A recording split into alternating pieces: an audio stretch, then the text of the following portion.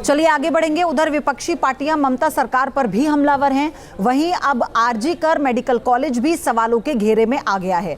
BJP नेता और केंद्रीय मंत्री सुकांत मजूमदार ने सनसनीखेज दावा किया।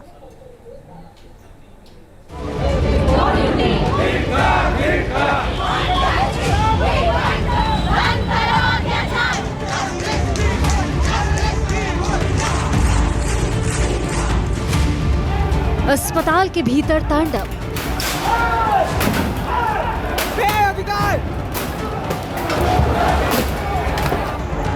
पुलिस के सामने गुंडे,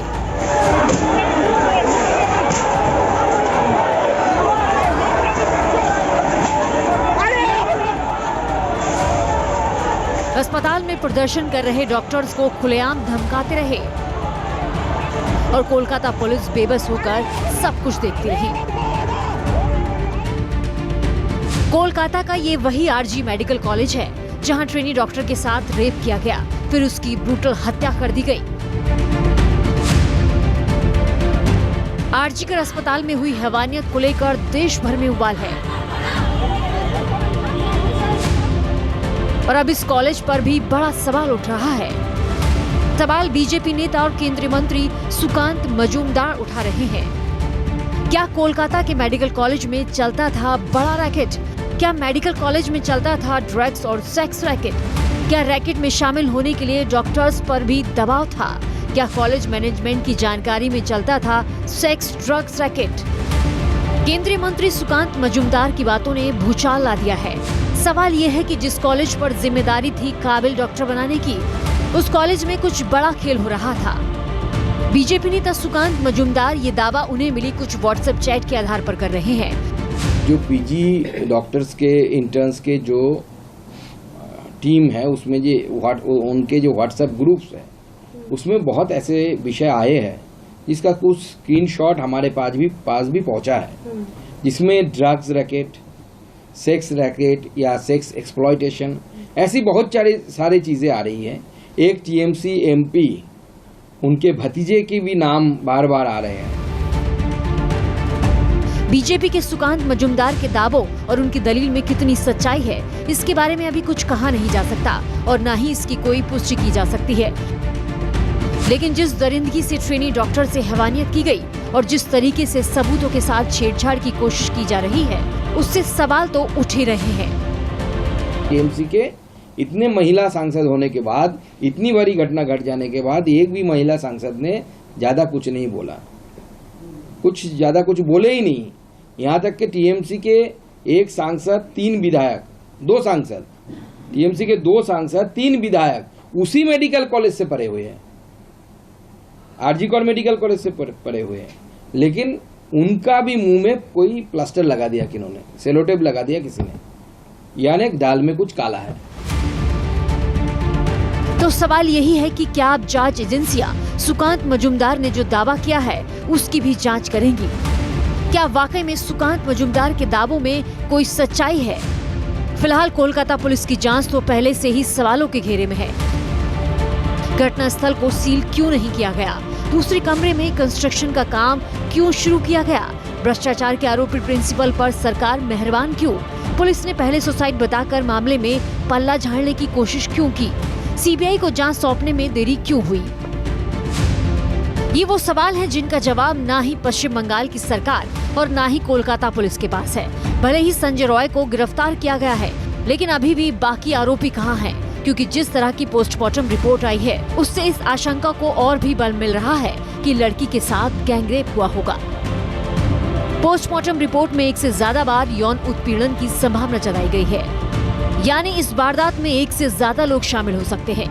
इतनी ज्यादा क्रूरता होना, 1 से ज्यादा लोगों के मौजूद होने के संकेत है। एबनॉर्मल सेक्सुअलिटी और टॉर्चर से प्राइवेट पार्ट्स पर गहरे घाव मिले हैं, यानी वारदात में 1 से ज्यादा लोगों के होने से इनकार नहीं किया जा सकता।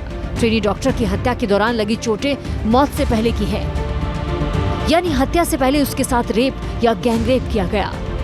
कोलकाता के आरजी कर मेडिकल कॉलेज में ट्रेनी डॉक्टर के साथ हुए बलात्कार और हत्या के मामले में कोलकाता पुलिस की थ्योरी थी कि इस पूरी वारदात को अकेले संजय राय ने ही अंजाम दिया है, लेकिन पोस्टमार्टम रिपोर्ट के बाद कोलकाता पुलिस की थ्योरी सवालों के घेरे में आ गई है। 4 पेज की पोस्टमार्टम रिपोर्ट बताती है कि पीड़िता के साथ बर्बरता की गई।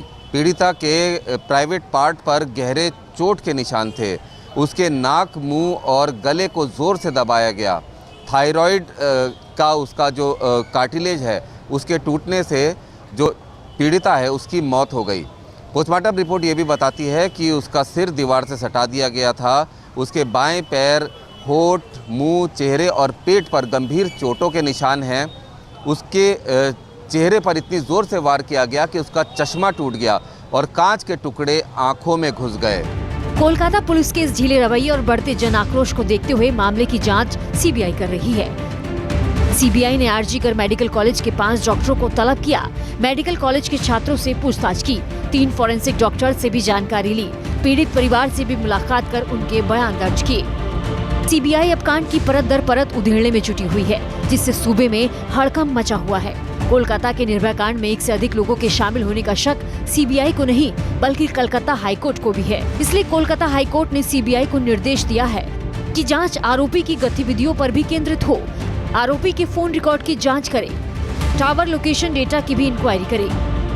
ट्रेनी डॉक्टर के साथ हुई बर्बरता में अब तक पीड़ित को न्याय दिलाने की जगह आरोपियों को बचाने की कोशिश हो रही है। अस्पताल और स्थानीय प्रशासन पर गंभीर सवाल उठ रहे हैं। अब सीबीआई के हाथ में केस है, लेकिन इंसाफ होना अभी बाकी है। कोलकाता से रुमान उल्लाह के साथ टीम न्यूज नेशन।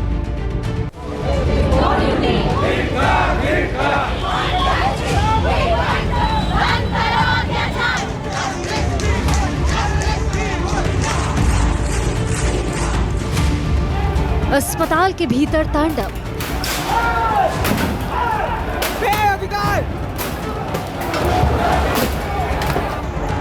पुलिस के सामने गुंडे,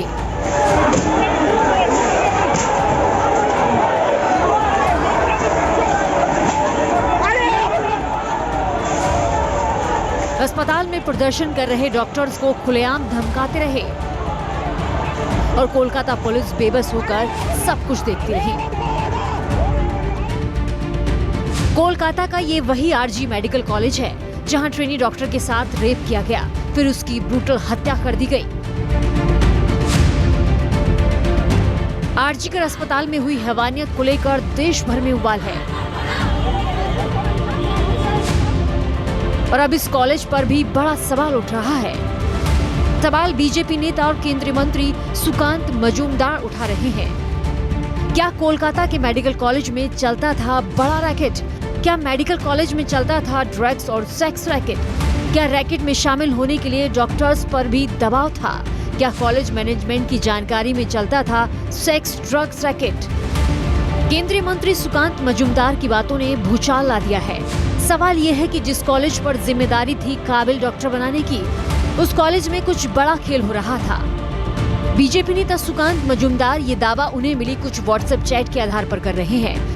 जो पीजी डॉक्टर्स के इंटर्न्स के जो टीम है उसमें उनके जो व्हाट्सएप ग्रुप्स है उसमें बहुत ऐसे विषय आए हैं जिसका कुछ स्क्रीनशॉट हमारे पास भी पहुंचा है, जिसमें ड्रग्स रैकेट, सेक्स रैकेट या सेक्स एक्सप्लॉयटेशन ऐसी बहुत सारी चीजें आ रही हैं। एक टीएमसी एमपी उनके भतीजे के भी नाम बार बार आ रहे हैं। बीजेपी के सुकांत मजूमदार के दावों और उनकी दलील में कितनी सच्चाई है, इसके बारे में अभी कुछ कहा नहीं जा सकता और न ही इसकी कोई पुष्टि की जा सकती है। लेकिन जिस दरिंदगी से ट्रेनी डॉक्टर से हैवानियत की गई और जिस तरीके से सबूतों के साथ छेड़छाड़ की कोशिश की जा रही है, उससे सवाल तो उठ ही रहे हैं। टीएमसी के इतने महिला सांसद होने के बाद, इतनी बड़ी घटना घट जाने के बाद एक भी महिला सांसद ने ज्यादा कुछ नहीं बोला, ज्यादा कुछ बोले ही नहीं। यहाँ तक कि टीएमसी के एक सांसद, 3 विधायक, 2 सांसद, टीएमसी के 2 सांसद, 3 विधायक उसी मेडिकल कॉलेज से पढ़े हुए हैं, आरजीकर मेडिकल कॉलेज से पढ़े हुए हैं, लेकिन उनका भी मुंह में कोई प्लास्टर लगा दिया, किन्होंने सेलोटेप लगा दिया किसी ने, यानी दाल में कुछ काला है। तो सवाल यही है कि क्या अब जांच एजेंसियां सुकांत मजूमदार ने जो दावा किया है उसकी भी जांच करेंगी? क्या वाकई में सुकांत मजूमदार के दावों में कोई सच्चाई है? फिलहाल कोलकाता पुलिस की जांच तो पहले से ही सवालों के घेरे में है। घटनास्थल को सील क्यों नहीं किया गया? दूसरे कमरे में कंस्ट्रक्शन का काम क्यों शुरू किया गया? भ्रष्टाचार के आरोपी प्रिंसिपल पर सरकार मेहरबान क्यों? पुलिस ने पहले सुसाइड बताकर मामले में पल्ला झाड़ने की कोशिश क्यों की? सीबीआई को जांच सौंपने में देरी क्यों हुई?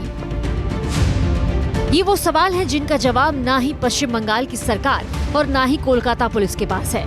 भले ही संजय रॉय को गिरफ्तार किया गया है, लेकिन अभी भी बाकी आरोपी कहाँ हैं? क्योंकि जिस तरह की पोस्टमार्टम रिपोर्ट आई है, उससे इस आशंका को और भी बल मिल रहा है कि लड़की के साथ गैंगरेप हुआ होगा।